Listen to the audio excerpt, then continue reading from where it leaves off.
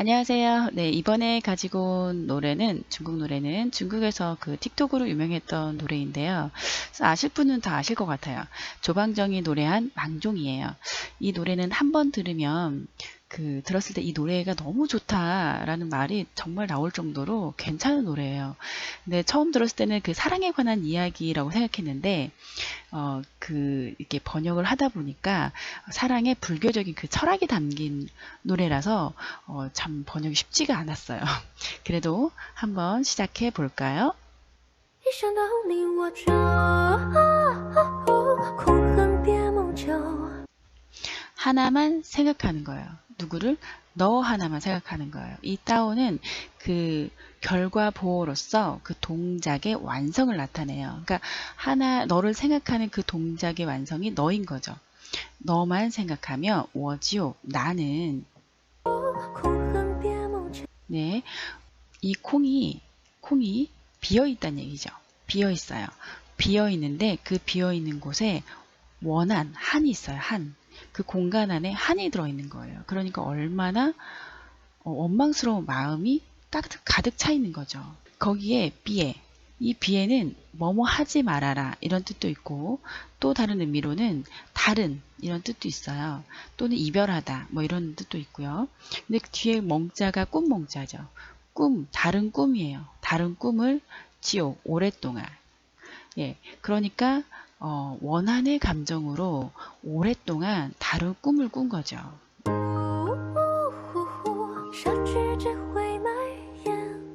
네, 이 샤가 이게 불사를 소자예요. 그러니까 태운다는 얘기예요. 태우는데 뒤에 취가 나왔죠. 이 취는 방향 보호예요. 태우는 거는 멈춰 있는 게 아니라 태워서 뭔가에 움직여서 이렇게 태운 것들이 이렇게 가죠. 이렇게 흩날려지듯이 이렇게 가잖아요. 그렇기 때문에 그 뒤에 취라는 방향 보호가 와서 요거는 태우다 이렇게 해석해 주시면 좋아요. 근데 그 뒤에 있는 요거는 종이라는 뜻이에요. 이 종이를 태웠더니 종이를 태워서 뭐가 남아요? 재가 남아요. 재가 남아서 묻어요. 어디에다가? 옌리오 버드나무 그 연무가 자욱한 그 버드나무 숲을 얘기해요. 옌리오 하지만 그냥 버드나무라고 해석을 해도 되고 의미적으로는 버드나무 숲이구나. 그런데 안개가 가득한 그런 버드나무 숲이다. 이렇게 생각해 주시면 좋아요. 그래서 그 종이를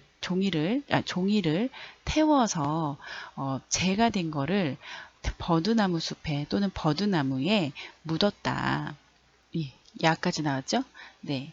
이 위가 어디에라는 뜻을 갖고 있어요. 또 어디에서 이런 뜻을 갖고 있어요.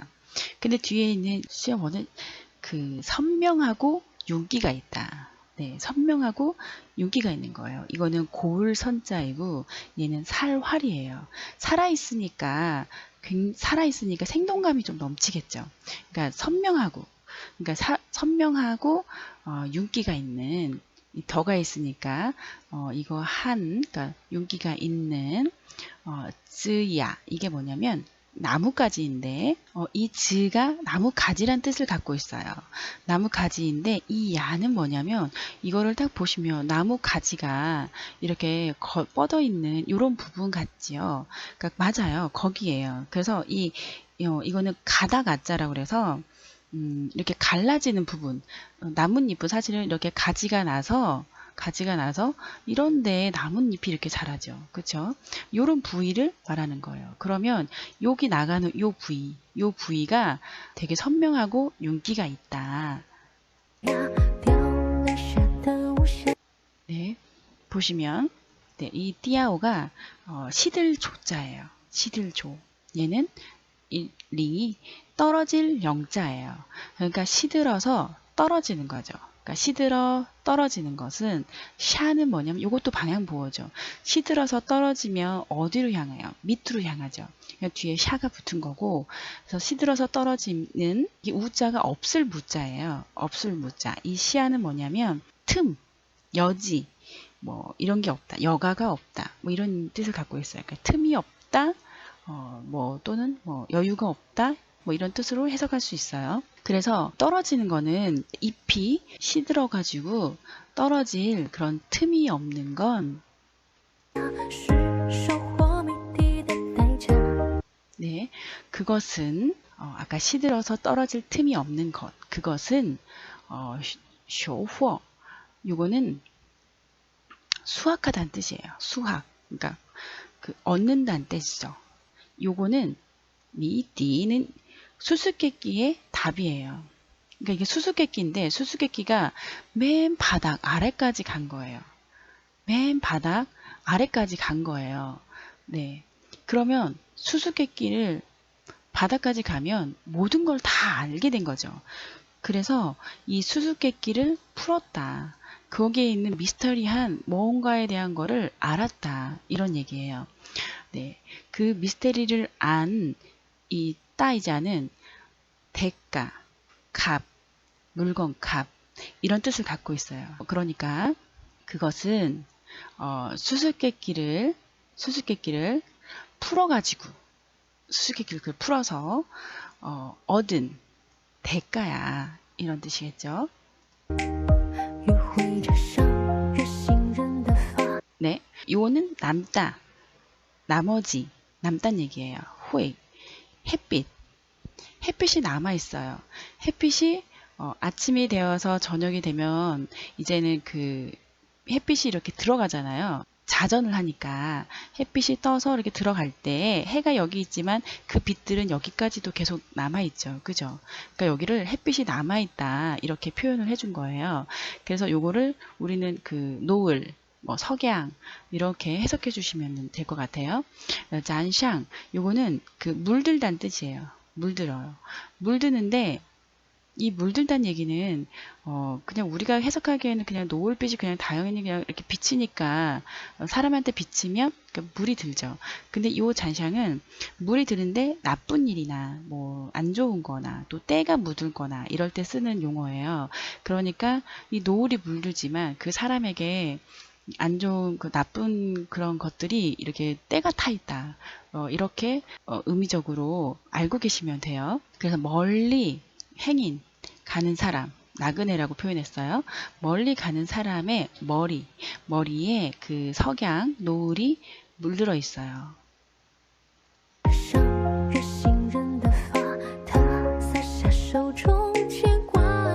네, 사샤, 요거는 사방에 흩뿌리는 얘기예요. 요게 흩날리는 거예요. 뒤에도 마찬가지로 방향 보여죠. 흩날리는 거예요. 뿌리면 그 어디로 떨어져요? 밑으로 떨어지니까 흩날리는 거죠. 사방에 흩날리다. 사방에 흩날려요. 어디에 있는 거를 손 가운데, 그러니까 손 안에 있는 그 지행과 이거는 뭐냐면 걱정과 근심이에요. 걱정과 근심, 손 안에 있는 걱정과 근심을 다 흩날려 버리는 거예요. 어디에서? 네, 다리 밑에서. 네, 이 지엔시 전생이에요. 전의 세상이죠. 전생의 칠아이죠. 요게 뭐냐면 칠가 더디다, 느리다 이런 뜻을 갖고 있어요. 라이저 오는 자 이런데 사실 요게 해석이 잘 안 돼요. 그렇지만 다른 그 해석하신 분들을 참고를 해보니 전생의 일들이라고 해석이 되어 있는데 이 말의 의미가 맞는 것 같긴 한데 사실 잘 해석이 잘 안 되는 부분 중에 하나예요. 여러분들은 이거 어떻게 생각하시는지 한번 알려주시면 좋겠고요. 네, 그래서 그 전생의 일들은 차지 얼고 이게 비비다는 뜻을 갖고 있어요. 문지르고 비비는 거. 그래서 그 문지를 찰자거든요. 이 한자가 문질러요. 어디를 어깨를 문질러서 지나서 가는 거죠. 건너가는 거죠. 그래서 어깨를 스쳐 지나가다 이렇게 해석해 주시면 좋아요. 네, 손바닥 그러니까 새기는 거예요. 어디에? 창신커. 그러니까 손바닥 그 가운데에 새기는 거예요. 그리고 오는 생이죠. 생이 오는 생이니까 다음 생이에요. 다음 생에 기억해요. 다음 생을 기억해. 네, 너는 옌종. 이 옌종이 눈의 한 가운데예요. 눈 가운데, 눈 속. 그리고 옌보. 옌보는 이게 연기잖아요. 연기가 자욱한 그 수면을 얘기해요. 이 옌보가. 연기가 가득한 그 수면, 그 물이 있으면 이 안에 연기가 막 생기죠. 요거를 옌보, 그러니까 연파라고 보죠. 옌보. 그 다음에 띠루어. 띠루어는 뭐냐면, 네, 이거는 떨어질 낙자고 액체 같은 것들이 흐르는 거예요. 액체 같은 것들이. 네. 그래서 이띠모 하나에 흐르는 먹이죠, 먹. 네. 먹이 한 방울이 떨어져요. 한 방울이 한 방울이 떨어져요. 그래서 어디에 왜 떨어지느냐? 옌종 사실은 눈 속이지만 그 눈 속에 그 옌보 그러니까 눈 속 안에 사실은 눈 속이지만 요거를 좀 더 우리가 깊이 생각을 해보면 너의 눈 속에서 눈을 보는 게 아니라 이 눈 속은 사람 마음을 보는 거죠. 그러니까 그 마음 안에 뭐가 있어요? 이 옌보 연파가 있는 거예요. 안개가. 근데 안개가 그냥 있는 게 아니라 무수히 이렇게 많은 자욱한 안개가 있는 거예요. 그 안개가 마음에 안개가 있으면 깨끗하지가 못하죠. 마음이 굉장히 고통스럽고 괴롭고 그런 느낌이 있죠. 근데 거기에 뭘 떨어뜨려요? 먹물을 한 방울을 뚝 떨어뜨린 거예요. 그 먹물을 한 방울 뚝 떨어뜨린다는 얘기는 사실은 먹이 옛날에는 그 글을 쓸 때 먹으로 하잖아요. 그러니까 글을 쓰면 지식이 생기고 아는 게 많아진다는 거예요.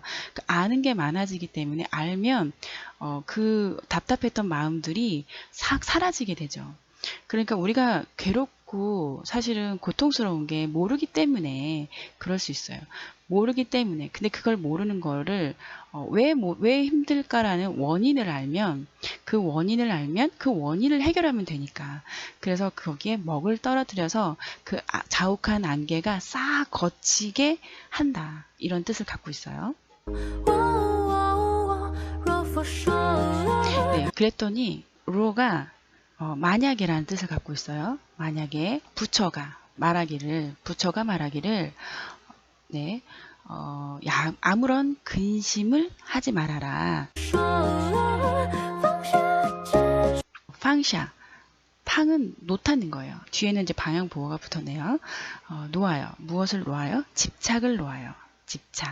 집착을 내려놓으면 형상도 색도 없다. 이게 무자가 없을 무자죠. 상도 없고 색도 없다.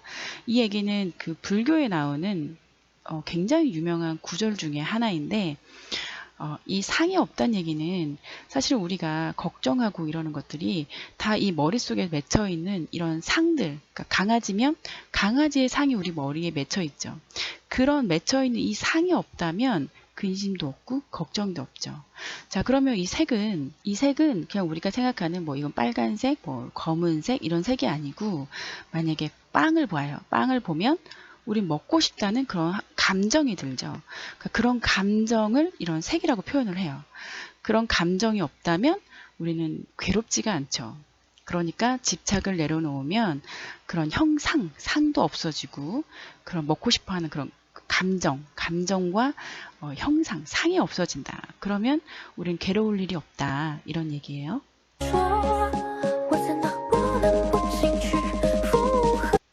네, 그래서 내가 어떻게 할 수 있어. 이 말 자체가 파도에 놀라지 않다는 얘기예요. 큰 파도가 와도 우리가 파도가 오면 큰 파도가 오면 깜짝 놀라잖아요. 그러니까 그런 파도가 와도 놀라지 않는다. 사실 그 파도는 뭘 뜻하겠어요? 숨은 속뜻은 큰 역경, 큰 고난 뭐 이런 것들이 와도 큰 괴로움, 역경보다는 괴로움 이런 것들이 와도 놀라지 않다는 뜻을 갖고 있어요. 근데 그런 큰 물결이 와도 어떻게 놀라지 않을 수 있겠어. 네, 가요? 푸허가 뭐냐면 이거는 남의 언행을 따라한다는 얘기예요. 남의 언행을 따라한다는 얘기는 부처님이 그렇게 말씀하셨으니까 그 말씀을 따라서 가라. 그 말씀대로 해라. 뭐 이런 얘기겠죠. 네, 너 하나만을 생각하면 나는 네, 헌칭, 그러니까 그 원한의 감정, 그러니까 원망의 감정이 부쇼, 이 수는 뭐냐면 목숨 숫자예요. 목숨수, 목숨이 오래가지 않다. 다시 말해서 장수하지 않다. 그러니까 원한의 감정이 오래가지 못한다. 그리고 전부 어디에 고해. 고해는 뭐예요? 이 괴롭고 힘든 바다, 그 바다 안에 이 바다는 항상 잔잔한 게 아니라 뭐 출렁이기도 하고 파도도 치죠. 그러니까 요런 게 전부 다 그 감정이라는 것들이 있어서 바다들은 출렁인다. 이렇게 비유적으로 표현을 하는 거죠. 그러니까 그 고해에 가두는 거예요. 나쁜 감정들은 다 이 고해 안에 거기에 다 가둬놓는다는 얘기죠.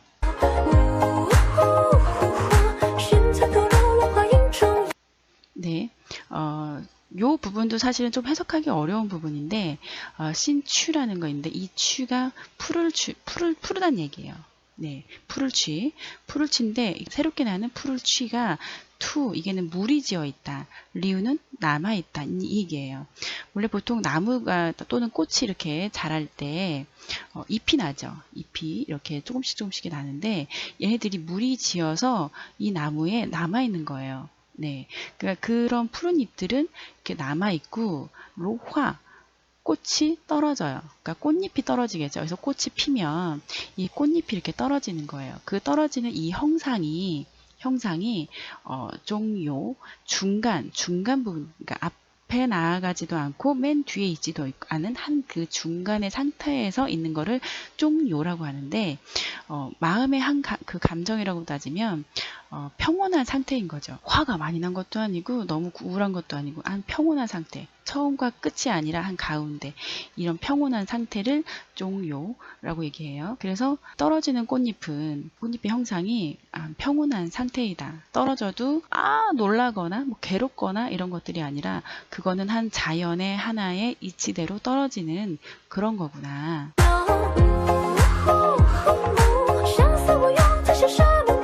샹스, 이거는 서로를 그리워하는 거예요. 없을 무자 했어요. 쓸 용자 했어요. 서로를 그리워하는 것이 쓸데없다, 쓸모없다. 네, 차이, 비로소 샤오, 그냥 웃어 넘기는 거예요. 그냥 웃어요. 샨멍이 뭐냐면 서로 사랑하는, 남녀 간에 서로 사랑하는 것들이 그 깊고 그 변함없는 그런 사랑을 다짐하는 맹서예요. 지오는 옛날에, 과거에, 그 지난 이런 뜻을 갖고 있어요. 그래서 옛날에 우리가 맹세했던 것들을 보면서 어떻게 그냥 웃는다 이런 얘기예요.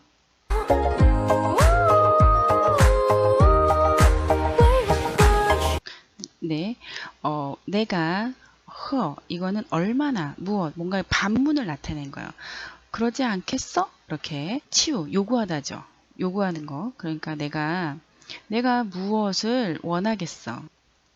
이에요. 만개의 송이, 리엔화, 연꽃. 그러니까 만송이의 연꽃은 네, 요거는 중생이라는 뜻이에요. 그러니까 중생들 중에서 발화를 한다는 얘기예요. 싹을 틔운다는 얘기예요.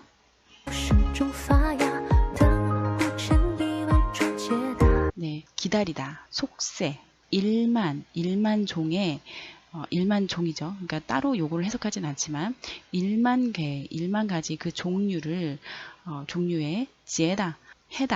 해답을 기다려. 네, 년주, 요게 염주예요. 염주. 네, 염주가 떨어져서 들어가는 거예요. 어디로? 시간과 니샤, 이거는 모래, 시간과 모래에 그 염주가 들어갔다는 얘기예요. 그래서 기다리는 얘기예요. 그 염주들이 그 시간과 그 모래알 진액 속에 다 가가지고 그들이 어떠한 깨달음을 느낄 때까지는 기다려. 근데 이게 내버리다, 이거 내버리다, 포기하고 버리다, 삭제하다 이런 뜻을 갖고 있고, 쥐엔시 요거는 설명하는 거예요. 표현하고 해석하고 이런 뜻을 갖고 있어요.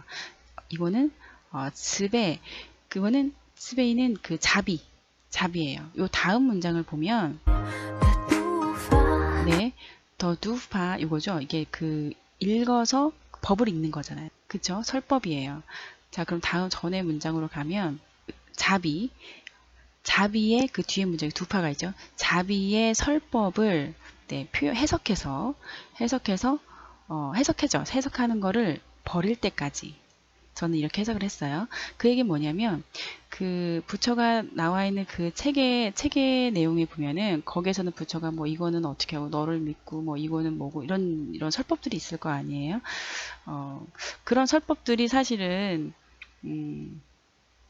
꽤 중요한 게 아니고 이것보다 더 중요한 거는 네가 네 스스로 깨닫는 거. 그 무상무색 그런 개념을 정말 몸으로 깨달아야 되는 거죠. 이 설법이 중요한 게 아니라, 그러니까 그 설법을 읽고 그 설법을 표현했지만 그거를 버리는 순간 내가 내 스스로 그거를 깨닫는 거죠. 그럴 때까지 기다려라. 저는 이렇게 해석을 했어요.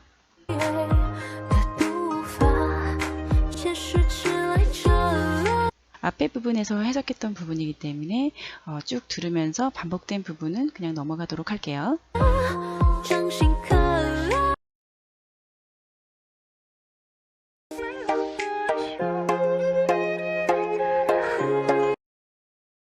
네, 그러면서 이 노래가 끝이 납니다. 여러분과 함께 그 망종이라는 가사 해석을 해보았는데요. 이 가사를 해석해보기 전에는 잘 몰랐었는데 해석을 하고 나서 보니까 전 정말 감동이었어요. 여러분들도 이 노래를 듣고 이 노래가 주는 의미나 그런 의미를 생각하시면서 감상을 해보시면 좋을 것 같아요. 그럼 오늘은 여기까지 하고 다음에 또 좋은 음악 가지고 해석해 보도록 할게요. 감사합니다.